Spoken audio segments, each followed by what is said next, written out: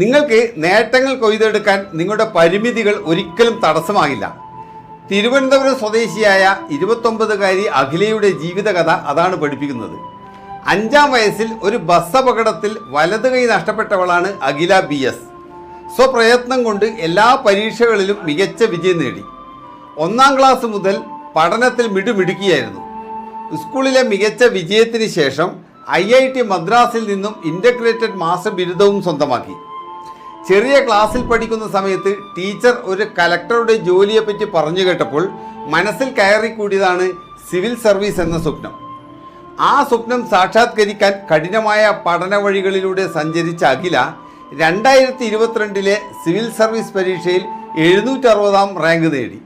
ഇതിൽ നിന്നും നമ്മൾ മനസ്സിലാക്കേണ്ടത് അഖില ജീവിതത്തിൽ നേരിട്ട പ്രശ്നത്തിലല്ല ശ്രദ്ധ കേന്ദ്രീകരിച്ചത്. അവൾക്കൊരു ലക്ഷ്യമുണ്ടായിരുന്നു. അതിൽ